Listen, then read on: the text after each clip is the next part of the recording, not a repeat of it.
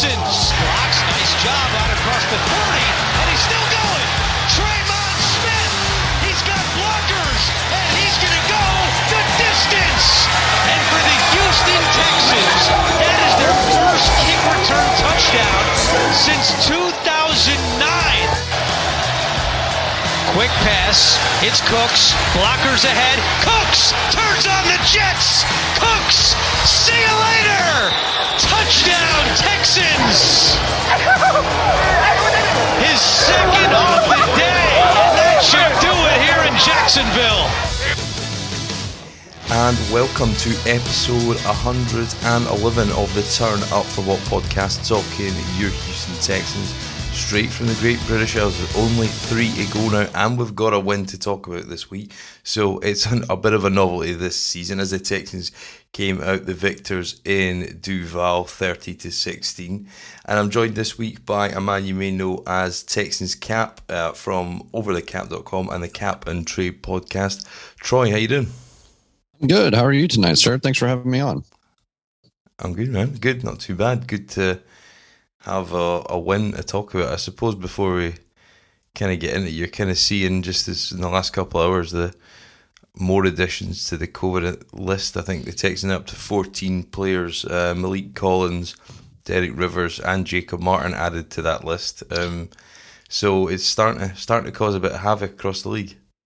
Yeah, with the enhanced targeting testing protocols that they agreed to over the weekend, it looks like we're going to start seeing more positives, especially with the vaccinated players, that they're testing more often. But they did change the return policy or the return procedure for the players to be able to test out of it if they can get one negative test within the next day, starting the next day. So hopefully some of these players start coming back off the list, because I believe, Coley said it, Eric Wilson's the only unvaccinated player on the roster. So, hopefully majority of these players can kind of test out of it later this week and get back on the roster for the game, and won't have too many major issues like we had this weekend with having to, I think they had 6 COVID elevations from the practice squad. We had 5 starters out for the defense. So, it looks like it's going to be a kind of a war of attrition this last 2 or 3 weeks of the season. It's not going to affect the Texans for the playoffs, but I am curious to see how it's going to affect some of the teams in the playoffs going forward.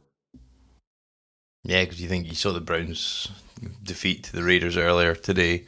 It's kind of thrown their season off, out of kilter when they probably thought they would have had a chance to try and make it in the playoffs. I suppose for us, as you said, it's the implications are next to nil, I suppose, as we've got these final 3 games. But it's certainly something that's come back with a lot of ferocity in the last couple of weeks. But yeah, something to watch as we head in to the visit of the Chargers this weekend. But it's probably a game that's a bit of a foregone conclusion if you've watched any of those and games in a roster that's far removed from us. But Troy, in terms of becoming a cap specialist, how did that all sort of come about, and how did you start learning, and how did you become involved in monitoring this sort of this Texans salary cap? How did that all come about for you?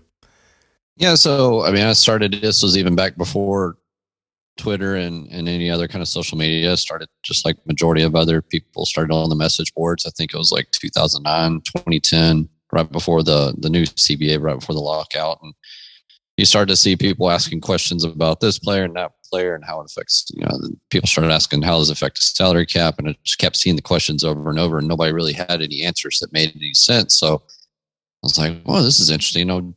Maybe I'll start reading up on this a little bit. And then that they had the lockout with and then they had the new CBA come out in 2011, which was a drastic difference from the previous one, especially in terms of the salary cap.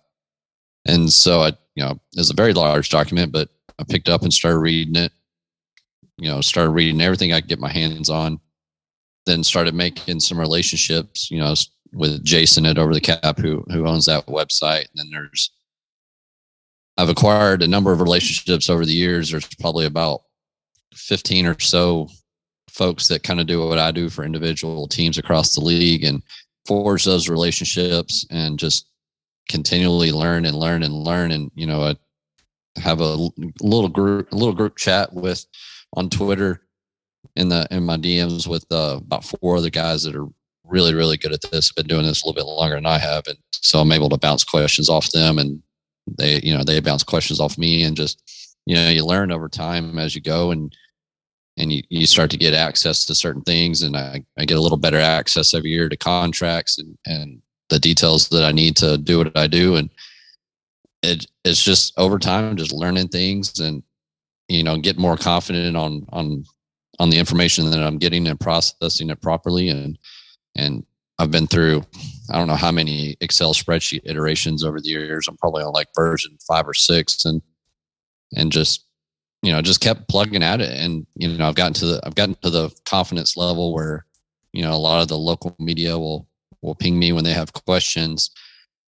Some agents will reach out to me, and if they have any questions on certain things, and so just all that put together, it's become a good little niche thing for me. There's a lot of folks out there that are very good with X's and O's and playbook and watching film, and that's just not really my specialty. And there's not, unfortunately for me, there's not a whole lot of people that do this. So it's just worked out well, and it's become a good avenue for me to get out there and interact with folks and share some information. And my goal has always been I don't try to hide information just to keep it proprietary to me. I try to share as much as I can without giving, I don't like to give away certain details of contracts and stuff like that, because that's between the player and the team. But I try to delve in as much as I can and try to help people understand the CPA and the operations of the league and how things work and what this means, what that means. And so I'm always happy to try to answer questions as best I can. So just overall, it's been a good experience so far. I've been doing this, like I said, I think since 2010, so a little over 10 years now, and hopefully life and work outside of doing this will continue to allow me to continue doing it.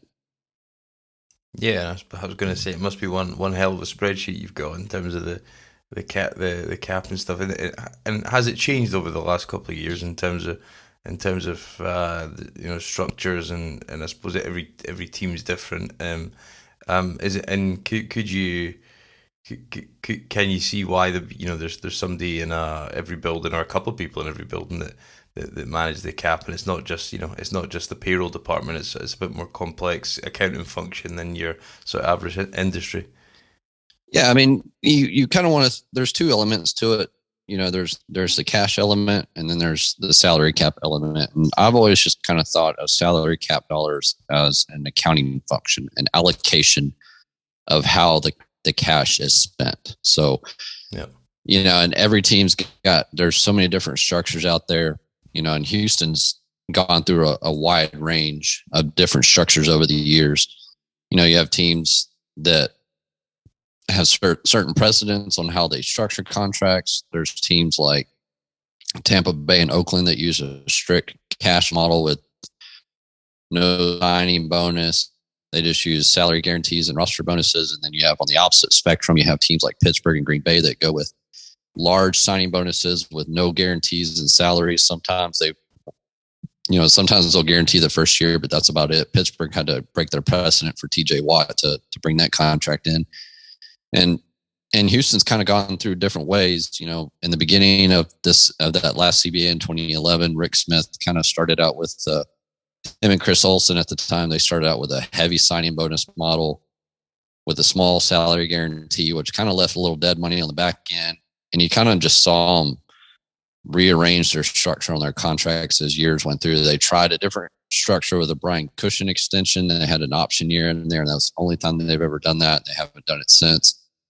And then it slowly morphed into this, what it kind of coined was a hybrid model. It was a combination of a small signing bonus with salary guarantees, and on the big deals, they would do a year 2 roster bonus. So that actually worked out to be a very solid structure for Houston going forward. They've employed that the last 4 or 5 years, and this current regime has kind of kept that same model that Chris Olsen kind of put together. So there's different ways to go about it. There's, different ways to manage it. There's teams that like Dallas that everybody kind of harps on them about how they always have to restructure contracts to get under the cap. Well, that's part of their model. That's how they build their contracts. Their contracts are built in to have those restructures to free up the cap space. So there's so many ways to do it. There's a lot of good teams that are out there that are very good at it, and there's some teams that are not quite as good at it. Houston, we'll see if Caserio kind of keeps that same methodology going forward. I think he will. Just the biggest change that we've seen here from Rick Smith, Chris Olsen to Nick Caserio is the inclusion of incentives. Rick Smith and Chris Olsen never used incentives on any contracts. They did use per game roster bonuses, but they never used any player or team incentives. Nick Caserio has gone the complete 180. Almost probably 60% of the free agent contracts that he did all have incentives in them. So it's another thing for me to track, makes it more fun. But that's just kind of a high level overview of the differences out there and how teams are structuring things and what the Texans have done and how they've kind of adjusted over these last 10 years to find what's best for them from a cash standpoint and a cap standpoint. Like I said, cap is just the allocation of the cash dollars, but at the end of the day, cash is king. Cap dollars only mean a certain thing. Every team has a cash budget. When it comes down to it, you may have X amount of cap dollars available, but that doesn't mean you have X amount of cash dollars available. Every teams like Indianapolis, Cincinnati, they generally have lower cash budgets than the Atlanta Falcons and the Los Angeles Rams and the San Francisco 49ers and teams like that have stronger markets, stronger cash flows. So, it's a hard cap league, but at the end of the day, some of the big cash flow teams still have a little edge up on attempting to sign players. I'm not going to say they sign better players, but they have an edge up on that cash side of things. Yeah, and on that incentive point, so Tyrod Taylor comes over and it's $12.5 million all in, including all incentives. When it is incentives like that, when a player such as Tyrod doesn't play all the games, doesn't meet all the criteria to trigger those bonuses, how do they split that element of what that counts as against the salary cap and then what counts against the cash flow? How does that kind of work there when they've gone after an incentive laden model? Sure. So there's two trigger points when it comes to incentives, and you'll see kind of acronyms out there. You'll see them on my timeline. You'll see LTBE and NLTBE. So what that means is likely to be earned and not likely to be earned. So if we look at incentives, so if a player has playtime incentives, so say I think Tyrod, his is leveled. So if he'll get, I can't remember the numbers off the top of my head. I'd have to pull them up. But let's just say, for example, he would get $250,000 for playing 50% of the snaps, and then another $250,000 for 60%, another $250,000 for 70%. So to determine what's going to be on the cap this year, you have to look at last year's performance.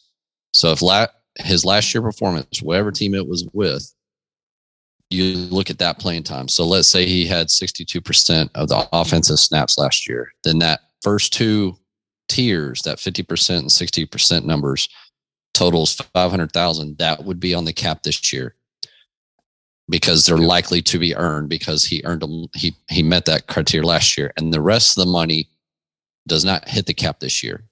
So then you go in, you finish the year. Let's say he were to play 80% of the snaps. He would earn all that cash, up to under that scenario, it'd be $750,000.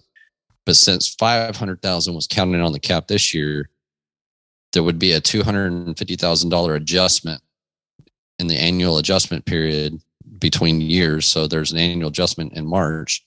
And then next year, you would reference this year. So next year, there would be $750,000 on the cap if he was under contract for next year. So it's kind of tricky. You just got to look at what last year's performance is to determine what's likely to be earned and would be on this cap for this year. And then you take the performance at the end of the year, make your annual adjustment. If they don't meet, so let's say he had $500,000 that's likely to be earned, but he didn't meet the criteria to reach that $500,000, then the team would get a credit in 2022 on the cap. So that's at a high level, 30,000 foot view. That's pretty much how incentives work. Okay, yeah, it's just something to keep a lookout for, I suppose, if Caserio is going to continue to go after that model. And I think we're probably this year be in a similar situation where that may be a function where he has to use to entice players with something to prove and prove it deals, perhaps. Exactly, and I'm hoping to put a kind of an incentive tracker up right before week 18 on the Texans. I'll probably put it on OTC just to, a lot of fans, like I said, we're not used to seeing incentives. We're not used to seeing how they work, how they're calculated. So I've already got the framework built for that post, and hopefully we can put a little more knowledge out there for everybody and break it down and show exactly how the incentives are going to affect the cap this year, how they're going to affect next year as well. When you were talking about all those previous extensions, it seems like a world apart from where we are. We'll come back to some of that cap stuff before we Sure. head out of here. But there was a game to talk about at the weekend there. A win's a win, I suppose. There's two sides of the argument, right? You got on one side, you don't want to lose games because losing it can set in, it can rot, and then also you got the kind of, as you said, the league structures which are aimed around parity that will effectively we've diminished our draft position ever so slightly at this stage. Detroit lost as well, so by default the Jaguars are then vaulted into the number one pick again, potentially for the second year in a row. So I suppose it's kind of an odd situation. Where do you stand on that debate, Troy? Do you think you got to keep winning as long as you can, and the chips will fall, or how do you see it? Yeah, you kind of want to. I mean, I know it's a little early to kind of determine what the draft class is going to look like, but that's where I kind of would lean towards. So, given that there's no just consensus top, Andrew Luck, Trevor Lawrence type player next year, then there's really no difference in my eyes having pick number 1, 2, 3, 4, or 5. You have the two at Hutchinson and Thibodeau at the top. You have Evan Neal out of Alabama, the tackle. You have Hamilton, the safety. So that kind of seems like the consensus top 4 today. A lot's going to change between now and May, especially after the combine. And if any of these quarterbacks come up the board, the Kenny Pickett's of the world and things like that. But given what we're looking at for this upcoming draft, I'm fine with another win or two just to show that the team is building on something, that they're not just that the team is just folded. Players are still showing spirits, getting out there and making plays and trying to win the game. To me, that shows that what the team is selling from the locker room standpoint, the culture aspect, the scheme, everything, that still shows the players are willing to buy into it this late into this difficult of a season. That's something to build on for 2022. So to me, like I said, pick number 3, which is where they're slated at now, between, even if they won another game and slid back to picks 4, 5, and 6, I don't think in this draft there's not much difference to be had there. And there's, and if the Watson situation plays out and they get that trade done, then they're going to have, more first round picks. So at that point, that's going to give Caserio quite a bit more ammunition to move around. Even if he stayed at pick 3 or 4 or 5, great. And he may end up moving back and gaining more assets. So all that put together, that's why I don't think it's that big a deal that the team won this week. And to me, I'd rather see the win, just like I said, because it shows that the team is still functioning, that the players are still positive, and that they're still building on something. Yeah, and I think within the context of 11 COVID cases that you were removed predominantly from defense, the weather, you're playing against the number 1 overall pick. I think it was a good solid team win. It probably shines a little bit brighter on the coaching staff. We'll come back to them in a second, but when you compare our situation to, say, Jacksonville, who and many people thought it might be almost impossible to get the number 1 overall pick, who was meant to be that generational talent. Certainly doesn't look like it at this stage. Looks like a guy who's been completely undeveloped as he's come into the pros by this coaching staff. But how do you compare our situation versus Jacksonville? Because I think on a pure talent paper point of view, they've probably got more pieces and could potential kind of foundational guys on their roster to try and build. But, very, very quickly they found themselves, you make the wrong choice at head coach. There's drama there. You've got a coaching staff who probably, don't want to be there. And you've got a number of guys there who are underperforming. K'Lavon Chaisson not getting snaps, former first round pick a couple of years ago. So, it can all change very quickly in the league. But I think, we're certainly at the bottom of the totem pole right now with Detroit and in Jacksonville in terms of pure talent. It would seem like both those teams are ahead of us in just terms of getting quality, pro level players in their building. But when you see Jacksonville, continually at the top end of the draft, continually with cap dollars to spend, how do you think we learn from that and not be or not get into that pit of misery, if you like, that there seems to be consistent teams, Cleveland were there for years, Buffalo were there for years. How do you think Caserio learns from that and we can actually build year on year rather than, some of these teams seem to have all the assets but don't take any steps forward? Yeah, I mean, it shows just how much of a crapshoot the draft is and how difficult free agency can be when you see Jacksonville, who's routinely picking near the top of the draft, at the top of the draft. We saw them go on the huge free agency spending bin, 4 years ago, back-to-back years of just massive amounts. And yes, it did get them to one AFC championship, but the rest of the seasons beyond that were just bad. And then they end up having to trade away and dump a lot of contracts. And, free agency is extremely difficult. And so given all that, you ask where Jacksonville kind of stands in compared to Houston for the future. I mean, obviously they have Trevor Lawrence in place. They have a few other foundational pieces, with Josh Allen. I still think, like you said, Chaisson is a player to build around, but they traded away their other cornerback. They don't have that very many foundational pieces. We'll see if Travis Etienne can come back from his foot injury after missing his rookie season, be their running back next year. So the other thing that concerns me there is Trent Baalke as a GM. Is he going to stick around with a new head coach?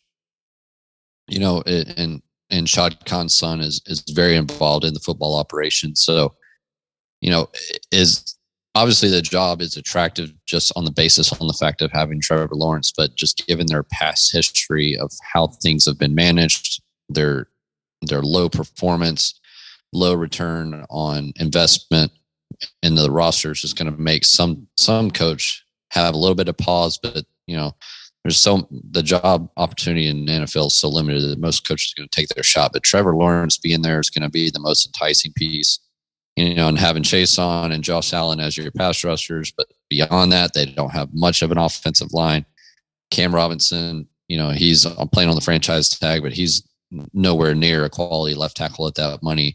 Andrew Norwell is just aging out of that contract. Brandon Linder just can't stay off the injured reserve list. So they have probably just as many positions to fill on the roster as the Texans do outside of the quarterback position. I mean, DJ Shark, who's on the injured reserve list for wide receivers, they don't have any big name, defensive backs.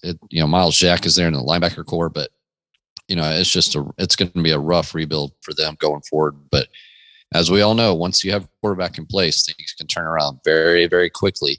And it just needs, Trevor Lawrence just needs to hopefully they can find a coaching staff that can get him motivated, get him going back in the right direction, because talent is obviously there for him. They just need to get the right staff, get the right personalities in place, get the right scheme in place for him. And they could flip this thing very, very quickly. I mentioned the GM Trent Baalke. I wasn't a big fan of his when he was in San Francisco. I'm not a big fan of his in Jacksonville already. So we'll see if he stays in place. But if they change up the front office in addition to the head coach, they could flip that thing pretty quickly. I think that as compared to Houston, I think it's a little longer drawn out process just based on the fact that Davis Mills is what he is, and we still have to see what that is. But not having a franchise quarterback in place is going to make it a little longer process for Houston as compared to what Jacksonville is looking at.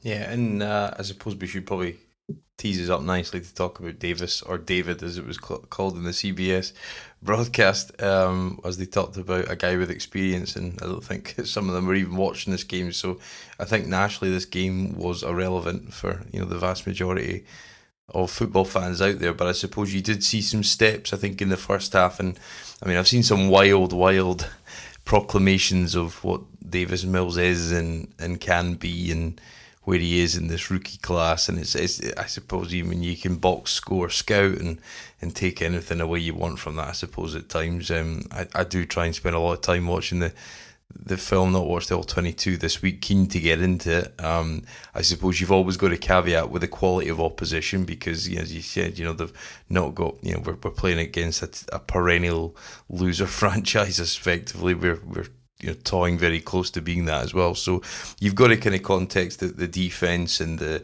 and where they are and the mindset of those players and stuff like that. And I think the early scripting, I think, with Davis Mills and Tim Kelly's been good.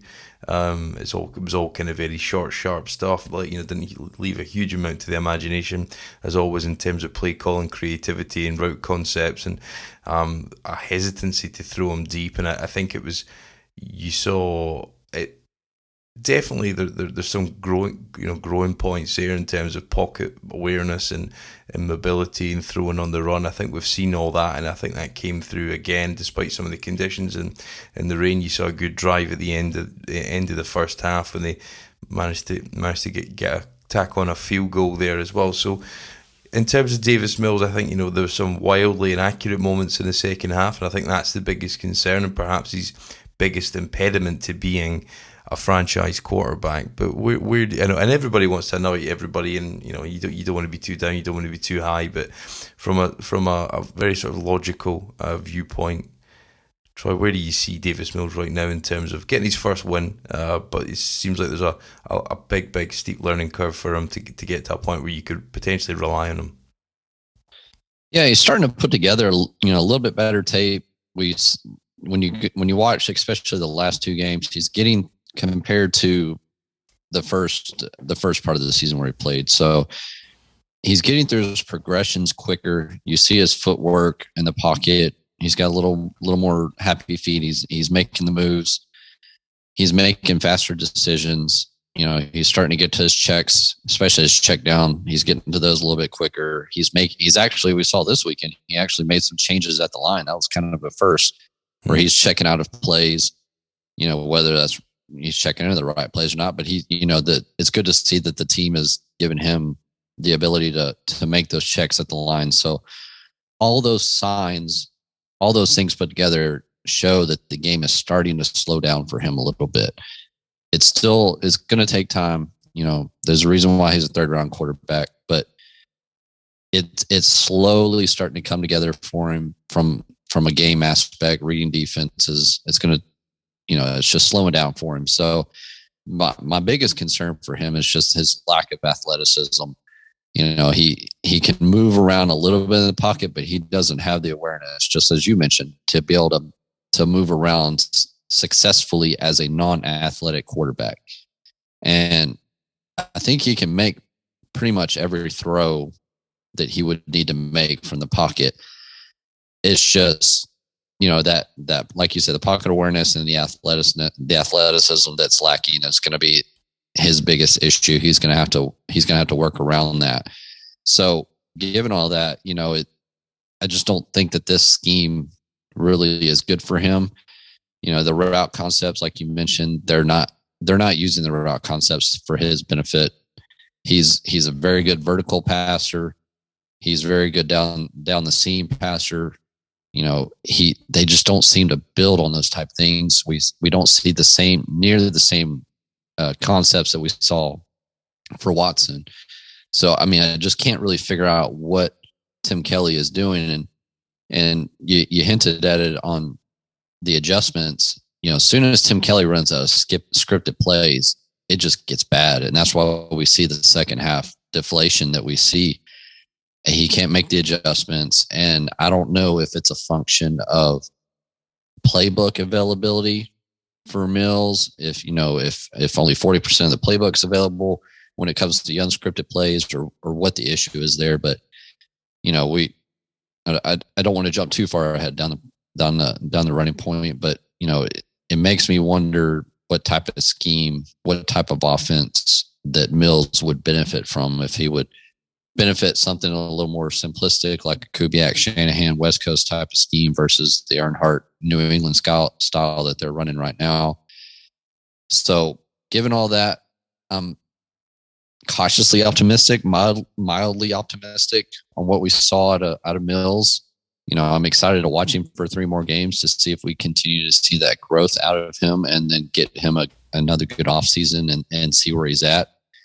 It doesn't preclude the team from making any kind of strong moves at the position for 2022. So, I'm excited. I'm excited. The kid's a 3rd round draft pick, and I don't know where his draft would have been if he'd have stayed in another year, but I'm mildly excited and glad to see the team get a win, and hope to see him continue building on what he's putting together. Yeah, I always felt like he would be I know it's not baseball, but he'd be a spot filler, and he could come and help you in a pinch, and that has a value in this league, and whether that will there'll be an exponential growth curve for him in year 2. I think that'll be the determining factor, whether he can be some form of starter, whether that's lower, sort of closer to the mean in terms of quality at the hardest position to fill. So it's always kind of worth a go, I think, at that position, if you feel like you've got something there. I think I just keep going back to the accuracy piece. So in the second half, I think before that screen to Brandon Cooks, which tied the game, ironically, on a season where we've watched screen after screen, but I think he was 3 for 14, I believe, in the second half at one point. And that included a Jordan Aikens catch off the dirt, which was very close. He did, and his best throw of the day was the one into Philip Dorsett, where they faced the blitz and he just dropped it in the bucket. But then he has throws like that, and then he has a throw at the back of the end zone where he just overthrows Nico Collins, and he's almost up the tunnel by the time he's stopped his feet because he's overthrown it and he's not got the right arc on the ball. So it's a difficult one. But I think when you touched on that West Coast system there, Troy, I think you're right. I always go back to the night I remember being in Denver. The spiral fumble is in 2017. We'll revisit that season later on tonight. But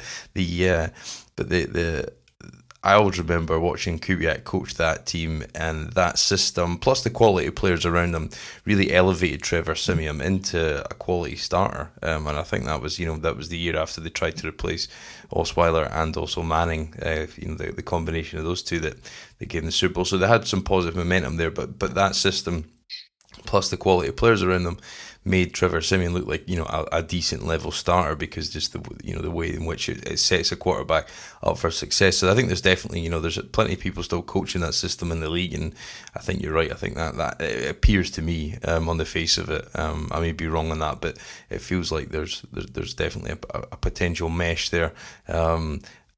In terms of that system for a guy like Davis Mills, because I think if you think of the Matt Schaub era, if we cast our mind back to those good times and what you do for those right now, but when you think of those days, you had a non athletic quarterback, even less so than Davis Mills. Obviously, it fell off at one point, but you were able to get results, and you were able to scheme open, easy throws, and you were able to run the ball really well. So, with a good run game around them, and that's the big caveat, I suppose, that everyone will keep coming back to, if you can support him rather than put it on his shoulders, I think, which you kind of see kind of buckle a little bit after those scripted plays. But yeah, I think there's definitely, in a better situation, could we be seeing more? But I think it just all comes back to that year 2 growth. Does it shoot up exponentially, or is it going to remain sort of in the kind of iterative steps it has this season? I think that'll be the big test for Davis.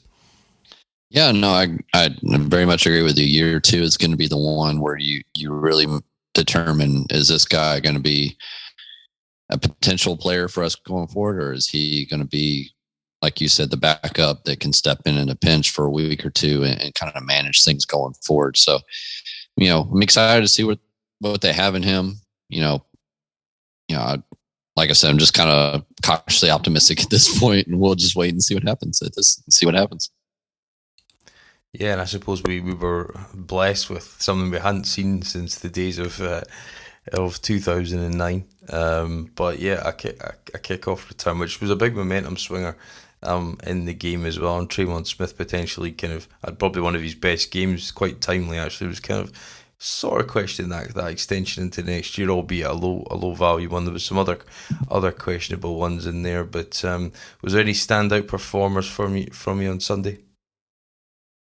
Nobody really jumped out at me. I mean, Brandon Cooks had a good game, as we saw, but nobody really jumped off the screen at me. Justin Britt was above serviceable finally. We at this point, it was nice to see him have a decent game. I tweeted I was definitely against the whole thing about moving Howard to left guard for one game. That made no sense to me. I understand what he was trying to do by putting together what they thought was the best 5 offensive linemen, but this move, I mean, this affects not only this week, but you've got to continue your evaluation on Howard at left tackle, for 2022 and beyond. And this was just another week where you're not going to be able to get that evaluation. You can't convince me that Garyon Christian and at left tackle and Howard at left guard was any better than Howard at left tackle and Cole Toner or somebody else at left guard. The team needs to continue the evaluation on Howard to determine what they need to do for the future. And that was just a little frustrating part for me. The defense was missing a lot of players, so it was tough to get an evaluation. Poor Malik Collins, a kid, he just has so many Bush League penalties called on him this year.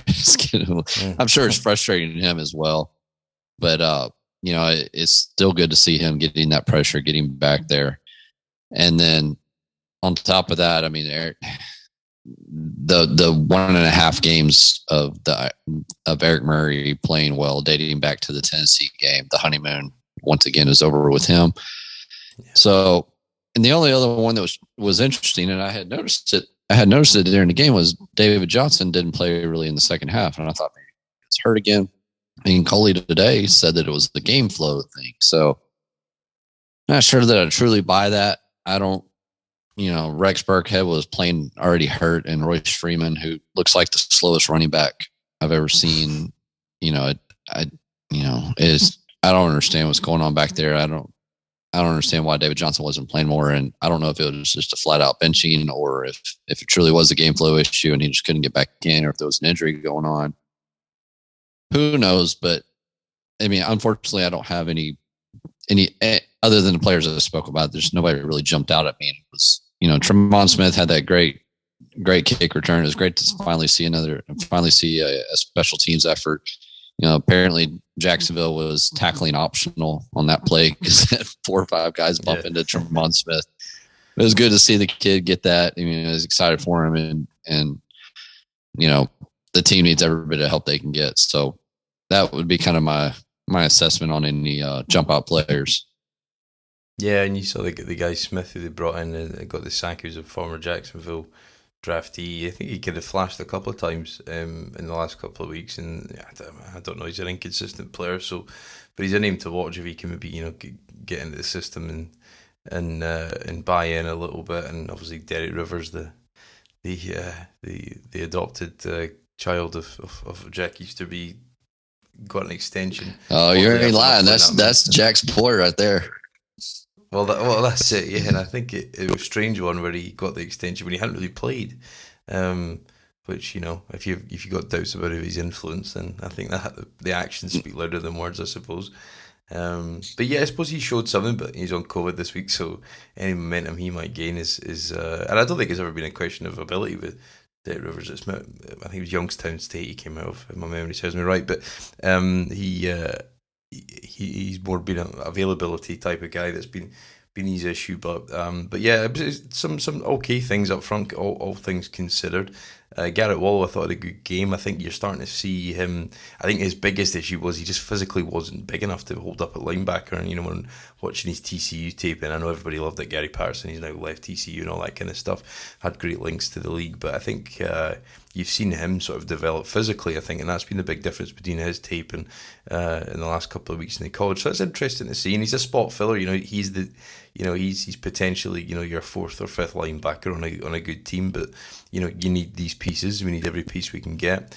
And look, I don't think Lonnie Johnson, he missed a terrible tackle right on the goal line for one of the things. But I thought it was nice to see a defensive back going up and playing the ball. And look, he'll retweet that, and you get all these various accounts. I'm sure you've seen them, Troy, who kind of love to sort of paint a kind of overtly positive picture of what's going on and on a Sunday and what have you. And it's not necessarily representative of reality, but you'll see some players retweet that and take that as kudos. But it was nice to see somebody going up and breaking on the ball and making a pass break up at the end zone. So it feels with Lonnie Johnson, it always feels like there's so much potential there. It's just never been coached out of him, and partly his mentality, I think, as well, as a big part of it. But it was good to see that as well. And I think Philip Dorsett as well, albeit a retread, and he's bounced down the league, as they said on the broadcast, he's third team this season, but he's a guy that can get open, because I think what you saw in the Seattle game, and you saw sometimes this week as well, there's a difficulty with the skill position guys to get open against man coverage, and he showed that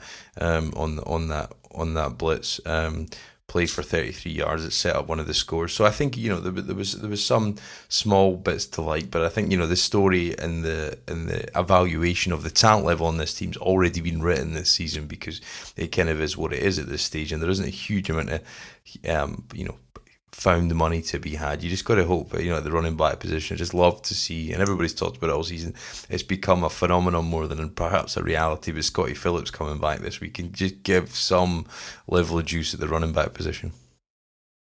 Oh yeah, I would love to see somebody back there that has a little bit of juice. It's just, I've never seen a team that just trots out this level of age of running back just over and over, week after week. Johnston and Burkhead and now Freeman and I don't know. I would think at this point you would be trying to sign some young talent from another practice squad or something, trying to get a little bit of juice back there. And I'm not entirely convinced Scotty Phillips has the juice. It's going to be tough to behind this offensive line anyway, regardless of who's back there running the ball. But you gotta start picking off some young talent from other teams these last 3 weeks of the season and put them on the field and do a quick evaluation and go from there. But we're just not seeing it at the running back, and that's just been the one conundrum that I cannot figure out is how they're managing the running back.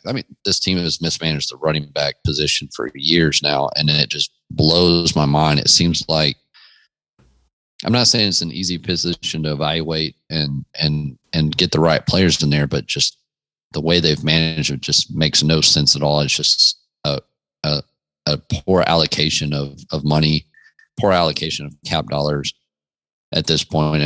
And hopefully maybe they'll find a young talent in the draft in 2022 and kind of reset things and get going. But you just can't have a running back crew with an average age of whatever it is, 27, 28, 29 years old. That's just not going to fly in the NFL. And they've got to figure it out for 2022 at this point. And, whether that's a day 2 draft pick or, like I said, just finding something, find some juice, find something somewhere, because what you're doing is not working. Yeah, make it watchable. I think that's the issue, isn't it? You just want somebody it's the easy. I talked about it last week, I talked about many weeks. It's the easiest position to fill. It's the easiest position to evaluate. So, if we don't come out in top 4 rounds with somebody to just come in and be a starter or at least a spot filler in that spot, will be a tough one. Yeah, you see other teams go to running back 3, 4, and 5 and pull a guy off the practice squad and comes in and just plays well. And you can't even figure out how to get Royce Freeman to get more than 1.5 yards per attempt. So I'm sure it has much to do with scheme and the poor run blocking effort from the offensive line and that whole. I'm sure it's a conglomeration of things, but it's just frustrating when you see other teams substitute in players and have success, and the Texans attempt to do the same thing and have no success. That's the frustrating part for me. Yeah, and I think that'll be the one thing. I think this scheme has never, at any point, ran the ball well, consistently stuck to concepts that the players know inside out, and execute well on a Sunday, and that's just happened. I think if there's anything you look forward to next season, it's probably that. And I suppose some of the pre-game rumors were swirling. I think, obviously there's these guys that are, the insiders, whatever you want to call them. It's part of their role on a Sunday is to create some fury about, so the latest news story, gossip. You've got that in fantasy football. I think it's the kind of two sort of hot air that they try and build around the game, which I don't always think is necessary when you could just educate people about the game. But I often think that on a Sunday. But when you see us in Chicago are rumored to be making a coaching change, a lot of this stuff's always probably engendered by agents. Obviously, Bob Lamont's got had Cal's up by the bootstraps last off season in terms of getting him to take his clients on board. What do you think about the rumours of Cully, and do you think he deserves a second chance in a year or two? I'm kind of torn on the whole situation with him. I mean, the comments that he made today just really made it difficult for me to buy in for him for 2022 when he's having to lean on Caserio and Cornell during the game to help him make decisions. I mean, that's critical thinking 101 that a head coach should already be one down ahead of thinking what's going to happen, making those critical decisions in the span of 5 to 7 seconds. And when he's coming out and admitting that he couldn't do it and that he's having to rely on people and that it makes sense to him after the fact. I mean, we heard it back in early part of the season. Every week it was coming into the press room on Monday. Yeah, I should have gone for that. Yeah, I should have done that. Yeah, I should have done that. And I mean, you can only have so much on the job training. You can't, this can't be a safety net for Coley for the rest of the season. I mean, you need a head coach who can make those decisions. Yes, it's great to have Caserio on the headset for feedback and Cornell on the headset for feedback, but when he's literally, maybe not literally, but it sounds like he's literally asking them, what should I do here, guys? And they're feeding him the information. That, to me, that is just a scary proposition going forward. And is he going to learn to be able to manage that through the end of this year and next year? Probably not. If he hasn't figured it out in the last 6 weeks, he's probably not going to figure it out going forward. So given all that, I mean, I think the team needs to make a move. I think the team needs to move on. It's going to be, I don't know how attractive the position's going to be across the league. It just kind of depends on what the team does or what kind of message they're sending out in the off season, especially with Watson. If that situation is going to get dealt with, that'll make this situation the position a little more attractive to a coach if that situation is resolved or has a direction to be resolved, knowing the type of assets that'll come back in return. So I think at this point, I mean, if he's around for 2022, I'm okay with it. But I think the team at this point needs to probably need to make a move, even if it's a Lovie Smith just to take over for a year. But I don't know. It seems like the James Campen thing at offensive line is not working out as of yet. Maybe that things will turn around, but it makes me wonder also if you bring in a new head coach, how much of the staff is going to get turned over, and is it another lost year? So that's what makes me torn on it is how much of a changeover is it going to be if Coley is replaced? Is it just a Gerard Mayo bringing in? That kind of seems to be the hint that there's starting to be hints dropped in dating back to like September that there's one guy out there that Caserio has just been infatuated with and seems to think that is a head coach in the making. And nobody has said it directly, but it really sounds like it's Gerard Mayo. And whether that's the guy to bring in and move forward, at this point, I'm all for anything. I don't think Coley's the guy. And if you keep him around for another year, to me, it's just another wasted year. So yeah, move on.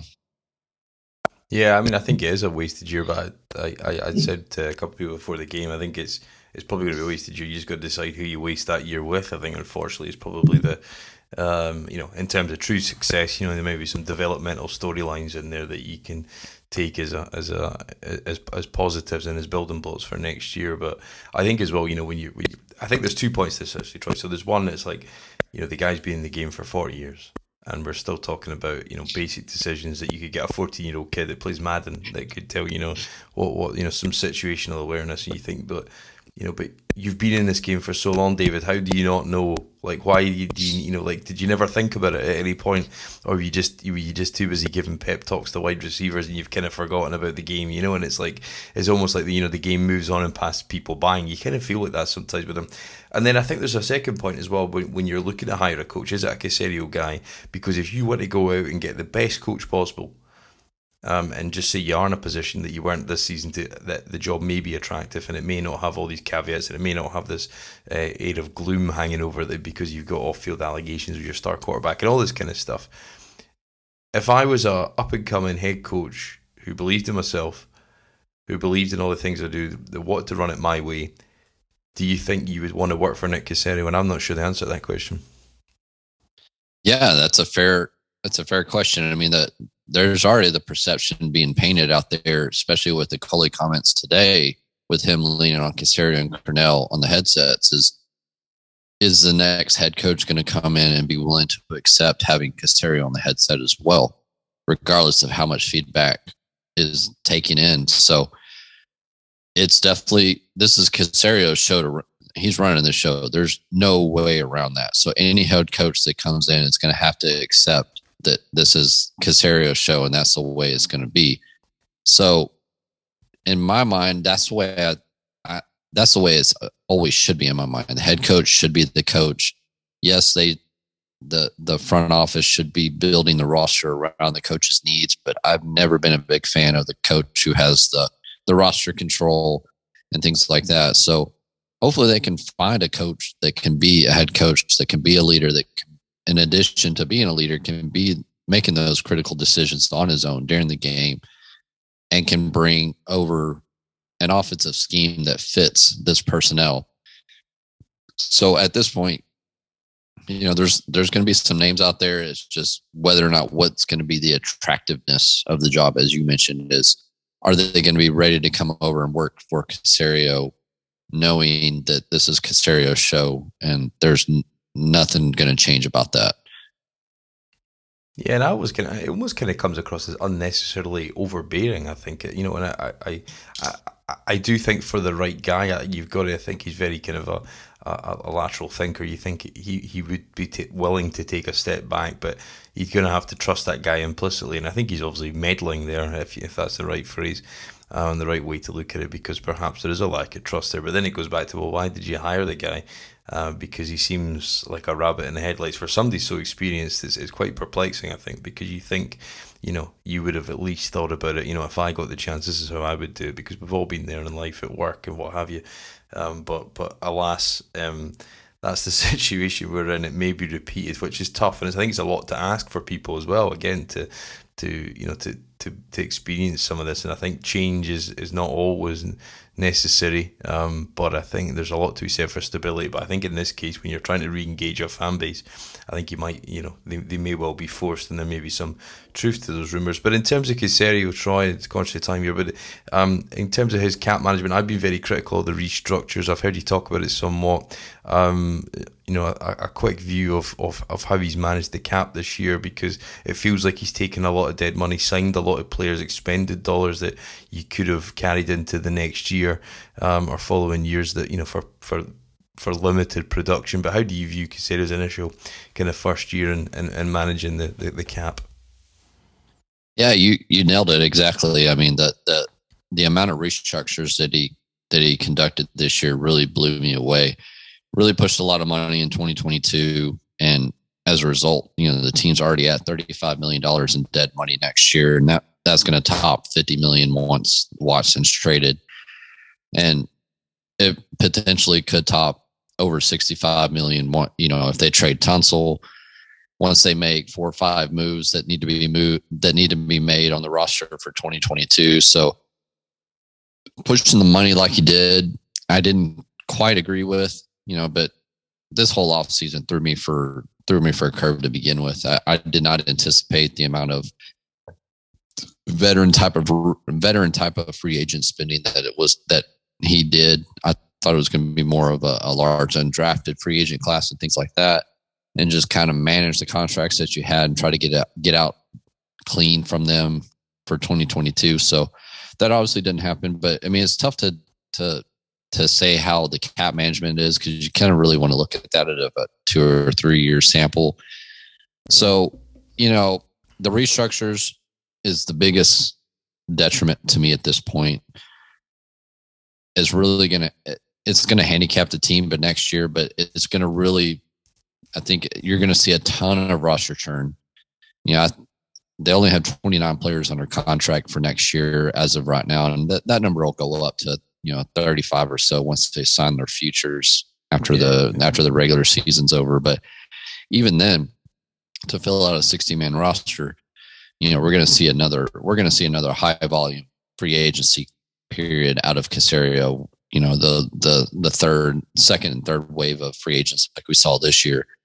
So I'd be curious to see how he allocates dollars. I'm curious to see what his value is on positions, specifically, coverage versus pass rush. Is he going to invest in cornerback? Is he going to invest in a pass rusher? Which one's more important to him? And then the same for wide receivers. Is he willing to pay wide receiver? Because New England did not like paying wide receivers. Bill O'Brien did not like paying wide receivers. So I'm curious to see if Caserio has that same attitude towards wide receivers. Nico Collins and is obviously here for the future. Brandon Cooks, I firmly believe will be here next year, but they still need to start finding a replacement for Brandon Cooks. So, I kind of would just, if I had to grade it in some almost like a B minus C plus kind of thing, just because of the constant restructures. I understand they really thought that they were going to be a little more competitive this year, and Caserio was trying to free up as much cap dollars to make the team as competitive as they could, but it ended up backfiring, and it's going to be a little detriment to next year when it comes to the cap dollars that are available for the team to spend. So they had a big cash spending this year, regardless of the restructures and things like that. So I don't expect the cash spending to be as high next year, but they still will sign a large number of contracts. This is going to be another thing like we saw this year with the lower level, mid-level type free agency. Yeah, and I suppose there'll be changes, incurred as a reaction to kind of, because I can guarantee season ticket sales will be down again next year, and that'll all contribute to the budget. It might be small margins, but there'll be points where they may look to make savings and what have you. But I just hope this off season, in terms of veteran players, it's quality over quantity. And if you need to fill out a roster, do it with youth. 1, 2, 3, year 3 players max, and try and find something that other people and coach guys, and try and exclude some value from guys that you might not necessarily got elsewhere. And I think that's got to be the big thing. There was a couple, just finish off on a point of it's been much discussed, but I thought it was interesting, and I don't know how much you know about or how much you hear about agents in the agent world, but I was very fascinated to listen to that interview last week with David Mulligeta, with the Ryan Clark Face First podcast. I've always been a character that's kind of obviously interested me, but there's very little about him. And it was about an hour conversation. You're not listening to it, I would definitely tell anyone to go and have a listen. It kind of painted a bit more clarity, I think, for me in terms of the whole kind of Watson thing.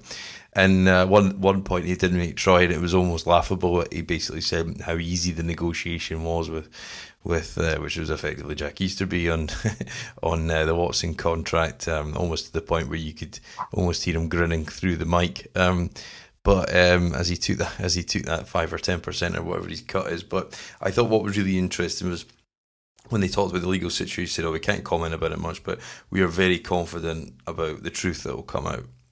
And that's always been my position, or my thought anyway, from something that myself works in a commercial environment. I thought that the certainty that they would have had, and it may be born out of some arrogance because it's a big money field, and that definitely plays into it in some part. But the certainty that they've had, that they always thought they'd be okay. Now, whether the timelines align them to be okay and allows his client to play next year is a matter that's probably out with their control. But I thought it was interesting that he was very bullish on the fact that the truth would come out.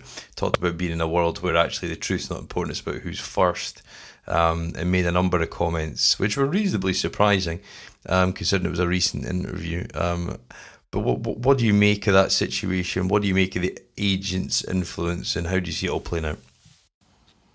So I think Watson wants to avoid any chance of him getting deposed, which I think is supposed to happen right after the Super Bowl towards the end of February. Yep. I think his goal at this point is to try to settle as many of the cases as he can to avoid being deposed. And I think majority of the parties involved are pretty confident that no criminal charges are going to come down. And I know we had the story came out about the search warrants on his social media sites, but those search warrants just came out in October, and we're just now hearing about it. But at this point, I think all parties are confident in a positive outcome in the nature of that cases will get settled, no criminal charges will come, and things are going to move forward. He might get some type of suspension next year. But at this point, I mean, you're thinking about, it always harps on me when people talk about, you can't trade knowing what type of suspension he's going to get. You're getting Watson.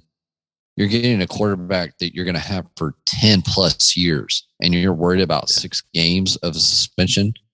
I mean, that should be the least of your concerns. Your concerns should be that the cases get settled and that there's no criminal charges. So I think all things at this point are pointing in the right direction. I think a trade gets done come either March or even after the free agency started. I think it gets done before draft night. I think Caserio is going to get what he's asking for. I think you might see a few new players, and players I mean by teams, a few new teams interested in him next year. I'm hoping, for the sake of Texans and for Watson, that he's willing to open up his no trade clause for a few more teams and not just keep it digging on Miami. But I think everything's going to work out. It's just going to take some time. But I think at the end of the day, he's going to be traded. I think Texans are going to get adequate return on value, and everybody can start moving forward and move on about their lives. Yeah, it's just paused everything, isn't it, really, I think. He did actually touch on that as well, his agent. He said, everybody in the league knows who he is. And you saw that there was still, despite everything going on, there was still a market at the trade deadline. So I think they seem pretty bullish on it. I think at this stage, though, Troy, I'm certainly of the opinion you can't trade him to Miami now, because that trade for Jalen Waddle's effectively removed them from the stakes, in my opinion, because you think San Fran are doing better this year. So that's 2 of the 3 picks that they potentially offer. But And obviously, if Watson goes there, then you got to think they'll be picking somewhere at least in the 20s in 2023. So the value of that's definitely eroding as we speak. So yeah, hopefully we get some certainty. Hopefully we get some kind of assets to use and allow Caserio, and then Caserio's got to shoot to take his shot at that stage, I think, isn't he? And it's pretty much all or nothing over a 2-year period. If he doesn't hit unequivocally on those guys, then we're potentially facing a long road, I think, and that's where he's going to earn that $7 million a year or what have you. But Troy, just finally, are you on do you think 3 firsts is enough? I know you're talking about being the value of this guy and the rarity of this asset. Is 3 firsts enough for you? I think at this point, that's going to have to be enough. I don't think that there's any true value that's truly enough for him.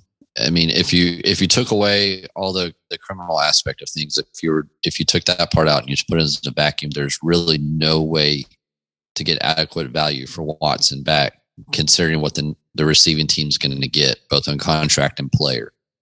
But when you factor in the criminal aspect of it, and the baggage going to come with it, the nomenclature, the viewpoint that some fans are going to have of him. But as we all know, wins cure all, and he goes to a new team and he starts winning, everybody's going to forget about that stuff. But yeah, I mean, 3 1s, regardless if they're consecutive or lumped into 2 years. But I need a little bit more than 3 ones.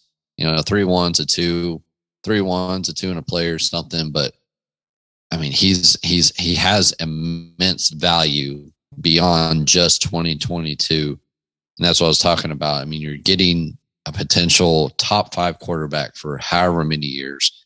And that's just that you can't put a value on that. And yes, you're going to have to cap.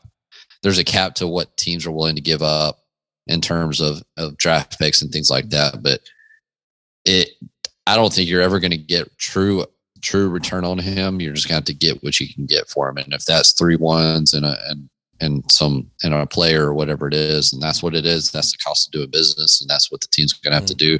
Watson's actions put the team in a very difficult position. His, Easterby and them including the no trade clause, which has become a little more prevalent across the league, but that no trade clause is really starting to come back and haunt them. And at this point, I just hope that Watson becomes a little more accommodating. I understand he's trying to exert his power. I know Mulugeta wants him to exert his player power to really continue to push that trend for players to have power. But if you really want to trade, then you need to be a little more accommodating on your side, and open up that no trade clause a little bit and start building a little more hype. If he opens up the trade clause, but he still really wants Miami, then maybe that brings in other teams to build up that draft value, bring up the trade package, and really push things along and get things moving in the right direction. So, I was so excited, just like everybody else, to have Watson, to have a franchise quarterback. But at this point, I'm just ready for it to be over with. I'm ready for it to move on and see what's next. Yeah, that's right. Yeah, it's strange, isn't it? Because it's like almost a terminal sort of situation you've been in, and now you're just waiting for it to conclude, and you don't know when that'll be. But yeah, you've got to think that they've got to open up their horizons in terms of the possibilities of where they'll go, because otherwise, cornering their market to certain ones is only going to drag it out further, you'd think. But it certainly seems something that we want to move on from and turn the page. But then all the pressure builds on Caserio, I think, at that point. And but for me, I think it'd have to be 4 firsts over 3 years. I think you'd have to be asking to get true value for him. But as you said, circumstances dictate and perhaps mitigate some of that value that may just be lost down to lack of closeness to players and what they're doing off the field, I think. And that goes back to organisational feelings, just as it does the character evaluation of the guys in your building. But Troy, I've probably a question we're going to start asking a lot of people close up the show. But when do you think it will matter again? When do you think these games will feel like each touchdown counts for something? Because that feeling's well and truly been lost this year. Yeah, I think at this point, 2024 is what you're looking at. Yeah. With the lack of a top tier quarterback being available in 2022 is going to hinder that. So let's just assume they don't find their guy in 2022, that they find their guy in 2023, then you have the first year growing pains. So to me, at this point, 2024 is the year that the team starts becoming playoff relevant and starts making a little bit of noise and heading in the right direction. I think 2022 is going to be the year that 2021 should have been. I think you're really going to see that final bit of roster churn, cleaning off the decks from contracts. You're gonna see the Eric Murrays, the Marcus Cannons, the Kevin Pierre-Louis, maybe Camille Fairbairn, despite him having a resurgence later this year. You're going to start to see contract cleanup and really remolding this roster and Caserio's view going forward. So given all that would be the kind of time frame that I would be looking at, is 2024, when you really start to be relevant again. And I know that's a tough time frame for fans to absorb, but that's just what it is. Maybe something changes, but that's kind of my viewpoint at this point in time. Yeah, it can change quickly, but I think you're right. Those timelines seem to match up with feasible expectations, and you just never know. But it does feel like this year's kind of, as you said, could have been a lot more in terms of taking steps forward. But Troy, thank you very much for your time. Any Christmas plans? You all geared up in your house? No, luckily we're both, me and my wife's family are both nearby, so we don't have to travel anywhere, luckily. And luckily we can just drive down one road and then head over to another place. So, we're excited to be able to have family in person this year. We held off on it last year for COVID reasons. So we're excited to be able to get back together for family, and I hope everybody out there has a wonderful Christmas holiday. I mean, as we continue, we'll see what happens in the near future with COVID, but we'll do what we can while we can. Yeah, that's right. No, exactly. No, well, enjoy that, Troy. Thank you very much for your time. Merry Christmas to all you listening when it finally comes to you, where you get a day's respite and then you get a Texas game on the Sunday, the following day, to bring yourself back down to earth. Might sober you up, might sort the hangover out, it might do many things, but I don't think it'll necessarily entertain you in terms of football. But you will get to see what a transcendent quarterback looks like in Justin Herbert. So take that in, take some notes, and maybe try and take that over to your draft evaluation for Bryce Young et al. In the subsequent draft. But thanks to Troy for his time. Thanks again for listening. Have a great Christmas when it comes to you. We'll be back next week to wrap up some of the Chargers game and a reasonably short one next week in between Christmas and New Year. But thanks again for listening. If you haven't checked out the website at podcasttexans.com, please do. If you're watching on YouTube, give us a like, give us a subscribe, all that kind of good stuff. Share the podcast with anyone you can, and we'll be back again next week.